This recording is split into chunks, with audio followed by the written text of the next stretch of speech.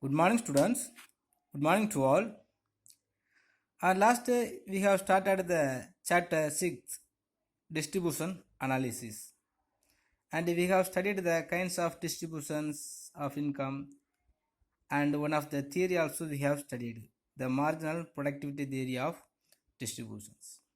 So today just we will remind what we have studied on last day, and we will go to the next one of new theory. So yesterday we have studied the meaning of distribution analysis.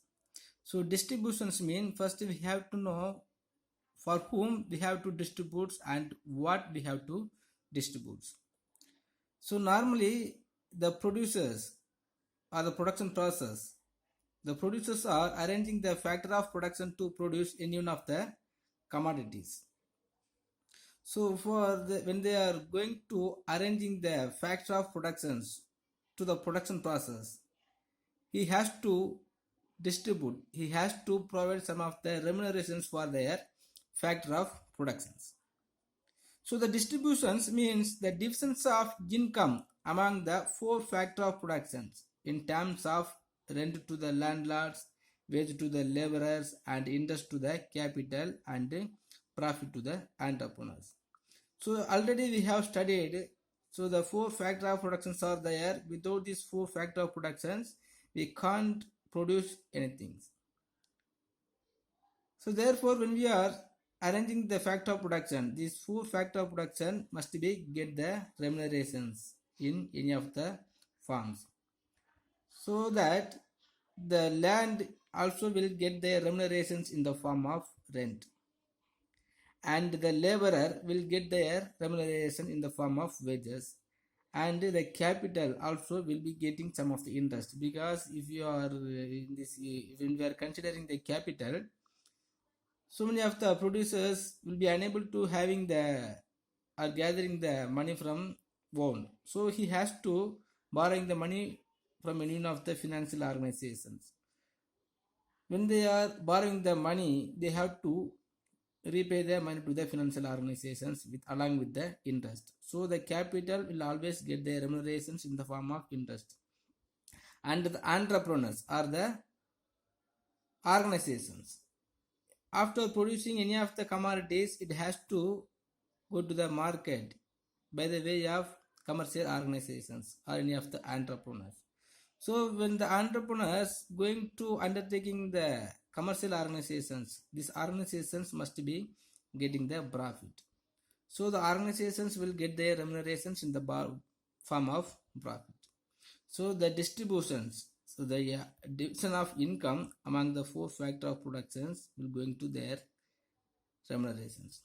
So next, the kinds of distributions, the personal distributions and the functional distribution. The two types of the distributions are there. Personal distributions mean, so the distribution of national income among the individual peoples. So all the peoples will get the gain or the advantages from the government. Government mean in the national income. Next, the functional distributions. The functional distributions mean the four factor of production. The four factor of productions will get their remunerations for the purpose of production process. For the function of production, the factor of production will get their remunerations. So the two types of distributions are there. And we have studied the one of the theory. So marginal productivity theory. So this marginal productivity theory developed by the Clark, Wicksteed and Walters. So what this theory come to say means, this theory explains how the prices of various factor of production determined. How the prices of various factor of production determined. And it is also explains, so all the factor of productions will get their prices on the basis of their productivity. For example, if you are considering the labor also will have some of the productivity power to produce any one of the commodities. If the labor doesn't have the sufficient level of the productivity to produce any one of the commodities, the producers will never arrange the labor. So for the purpose of having the productivity power only, so the producers will be arranging the labor to production process. So if how the productivity power, hold or having by the labor. So equal to the productivity of labor only, their price will be determined.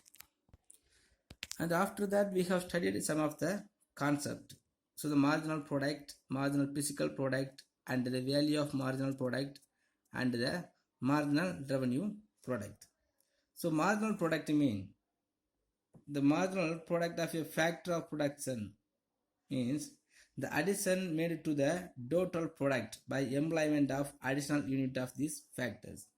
For the production process, the producers will be arranging some unit of labor, and the some unit of labor also will produce some unit of commodities.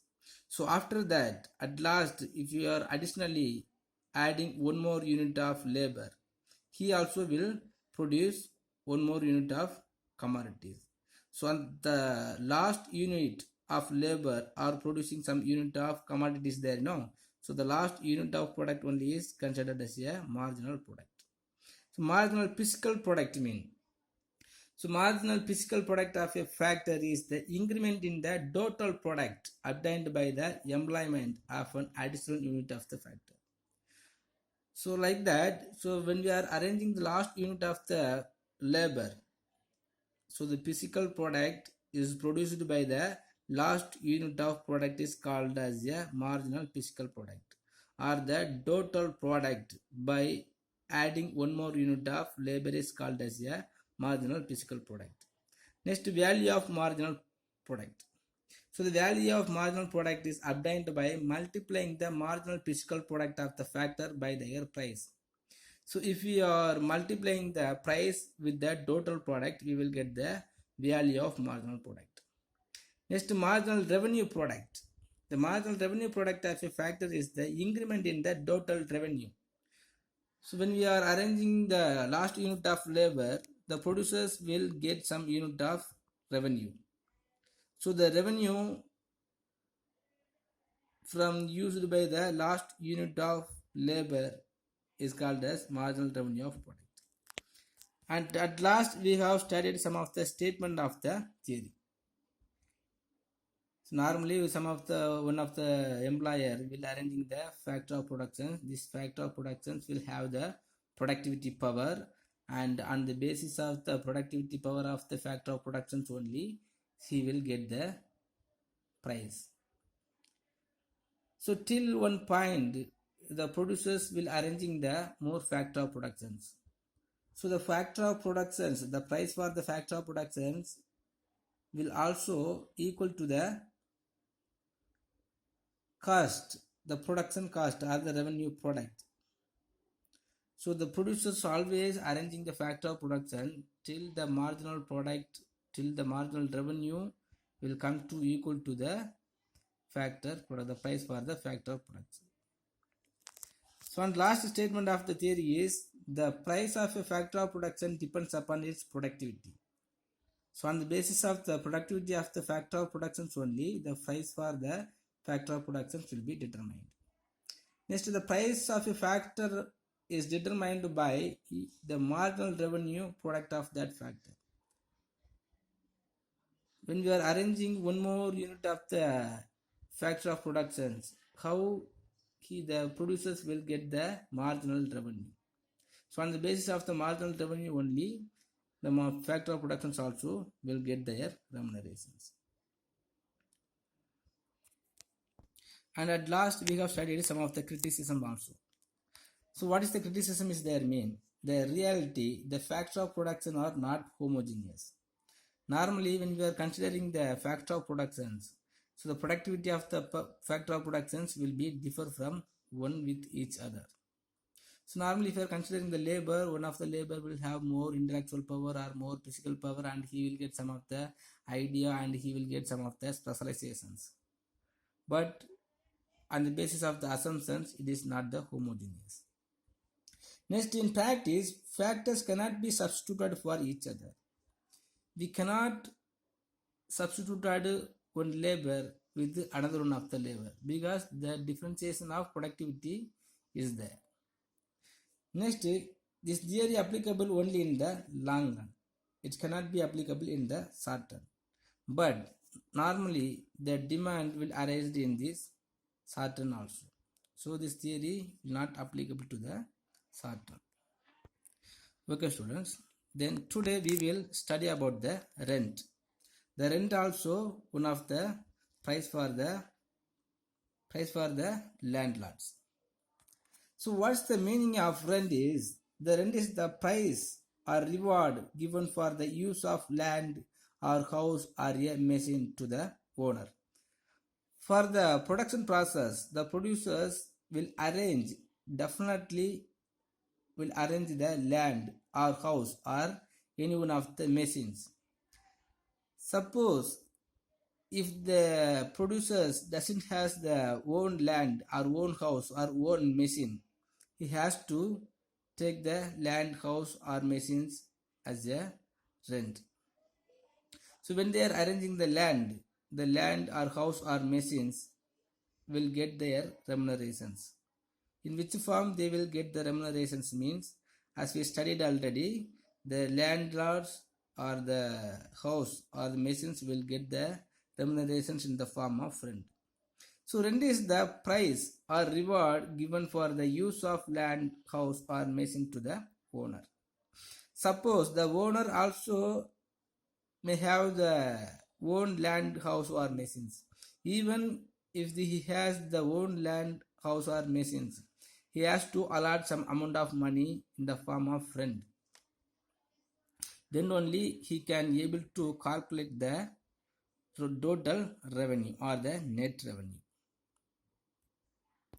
But in economics, rent or economic rent refers to that part of payment made by a tenant to his landlords for use of the land only.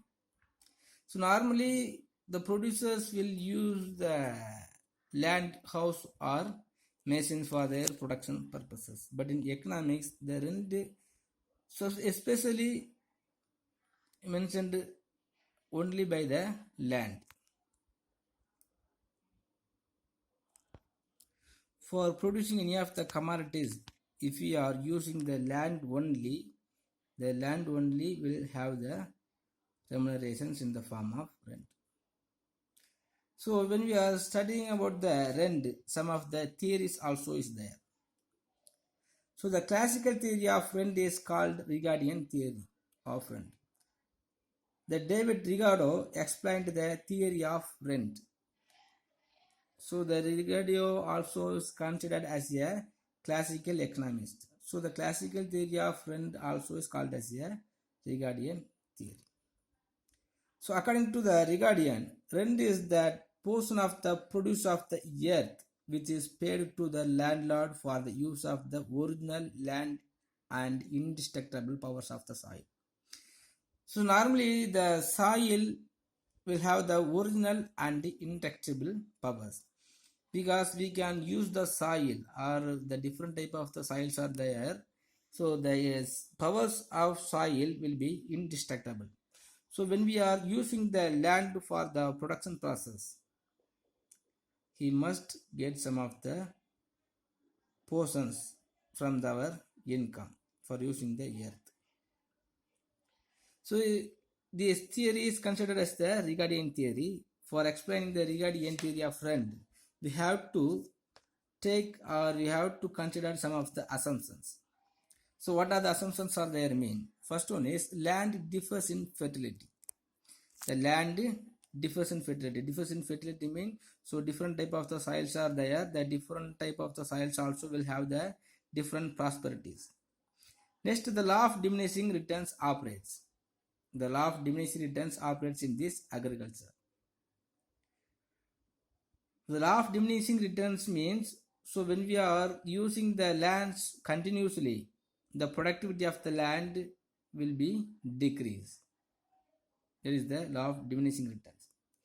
Next, rent depends upon fertility and location of land. Rent depends upon the fertility and location of land. Suppose when we have the agricultural land nearby our home or nearby our market, he will get more rent. Suppose if any of the land is maybe very fair, it will get low rent. Other like that, some of the fertility of land. Suppose any of the land has more prosperity, it will get more rent. Otherwise, it will get low rent. Next, this theory assumes perfect competitions. Perfect competitions means those who want to come, they can come and they can live from the agriculture. Next, it is based on the assumption of long period. So we have to wait to produce as long period. Next, there is existence of marginal land or no rent land. The marginal land mean or no rent land mean when we are using any of the land, if you are not getting any of the yield, if you are not able to earning from that land is considered as no rent land. If you are using some of the land in agricultural sector and from this soil, if you are not earning any of the income, we will never give the rent, so that is called as a no rent land. The land has certain original and indestructible powers. So if you are considering the land also will have some of the indestructible powers. So the soil always will have some power of yield. Next, the land is used for cultivations only. So normally in our economics or the production process, we can use the land for more purposes. So we can build any of the construct to using to the industrial sectors. So but here the land is used for the cultivations only. Next, most fertile land are cultivated first. Suppose if there is different type of the soils or lands are there mean normally we will use the most fertile land only at first. So we have to consider these 8 assumptions. After consider these 8 assumptions only, we can explaining this theory. First, we will assume that some of the peoples go to a newly discovered island. So by telling one of the imaginary story, only we can explain this theory. So according to this, some peoples go to a newly discovered island and they settle down there. So there are three grades of land, namely A and B and C. Okay, we are going to some new discovered land, and some of the peoples are going to new discovered land, and there is 3 types of lands are there: A, B, and C. The island, the A being most fertility land, A being as a most fertility land, and B is also less fertility land, and C is the least fertility land. So since the land is abundant and idle, there is no need to pay rent long as the best land are freely available. Because when we are going to the new recovered peoples, recovered land, there is no need to paying to the rent, and it is the not used before that, so there is no need to paying the rent. So given a certain amount of labor and capital, the yield per acre on A grade land is 40 bags of paddy. By using the same level of the capital and labor, produce the 40 bags of paddy per acre. Suppose another group of people goes to settle down in the same island after some time, because after producing the 40 bags of paddy is not sufficient to the peoples. So suppose another group of people goes to settle down in the same island after some time. Hence the demand for the agricultural product will be increased. The most fertile land alone cannot produce all the food grains that are needed on account of the operations of low diminishing returns. Because when we are using the A-grade land only, so it will bringing the low diminishing returns. Okay, so when we are using the A-grade land only, it will never supposed to the supply of goods to the all the peoples. So the less fertility lands will have to be brought under cultivation in order to meet the demand for that newly arrived peoples. So for the same amount of labor and capital employed in A grade land, the yield per acre on B grade land in 30 bags of paddy. So how much amount of capital and labors are used to cultivate the A grade land? The same peoples are used to the cultivation of B land also. So by cultivating the B grade land, so the B grade land will provide the 30 bags of paddy per acres. So now A grade land will get the 40 percentage of 40 bags of paddy, and B grade of land will produce the 30 percentage of paddy. So when we are comparing to the B grade land with A grade land, the A grade land will have the surplus amount of bags, 10 amount of bags. Suppose, moreover, another group of people goes to settle down in the same land. So the least fertility land will have to be brought under the cultivation. For the same amount of labor and capital, the yield per acre on C grade land is 20 bags per acre. By using the same capital and labor, the grade C land also going to cultivated, and because of that the C grade land will produce the 20 bags of paddy. So the surplus of A grade land is now raised to 20 bags, and it is the economic rent of A grade land. The surplus of B grade land is 10 bags. This is the economic rent of B grade land. So if you are considering the land for the A grade and B grade and C grade land mean, so A grade land will have the 20 bags, okay, because on the basis of the fertility and the land only, the rent will be going to consider. So now A grade land will have the 20 bags in surplus. So like that, comparing to the B grade land with the C grade land, so it has also surplus 10% 10 bag paddy will have the surplus. So next, C grade land also will have the surplus amount, no surplus amount, because the 20 minus 20. So there is no yield. So about table, the C grade land cost of production is just equal to the price of produce and therefore does not yield any rent. So when we are comparing to the A grade land with the C grade land, there is no productions because the surplus amount and the rent also is considered in the bags.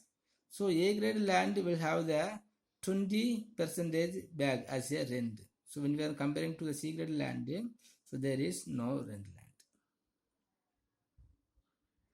So therefore no rent land or marginal land is the land in which cost of production is just equal to the price of its produce.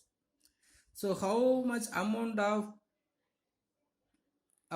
money is produced to cultivate the C grade land is equal to the yield by the land. So how much amount of income is earned by the C grade land is going to produce or use that only. So there is no rent. So by explaining the diagrammatic, so there is three types of the grades are there. So this is the A grade land, this is the B grade land, this is the C grade land. So when we are using the A grade land, so it can able to produce the 40 bags paddy. After that, the B grade land also will use the 30% of paddy or 30 bags of paddy. So these two land only will get some of the rent, economic rent. Economic rent mean, so the 20 bags of paddy is considered as the economic rent for a A grade land, and the 10 bags of paddy is considered as a economic rent for a B grade land. And here the no rent land, because this C grade land is not yield, so the yielded bags of paddy is went to the production process only, so this C grade land will never get any of the rent. So in this theory we have to consider some of the criticisms. What are the criticisms are there? Mean the order of cultivation from the most fertility to least fertility land is historically wrong, because normally we will never know about which land is fertility land. But this theory assumes first the peoples are going to use the fertility land, but after cultivating any of the land only, we will come to know which land is the fertility land. Next, this theory assumes that rent does not enter into the price, but in reality, rent enter into the price only. So normally, so the bags of paddy will never assumed, never considered as a rent. So it will always enter into the price. Now all the peoples are getting their rent in the form of money only. Okay, students, if you have any doubt in this regarding the theory of rent, just ask me, and just take the same theory as your study portion. Please study in your home, and if you are getting any doubt, please ask me. It is the very easiest theory. When you are studying yourself itself, you can understand. Okay, thank you.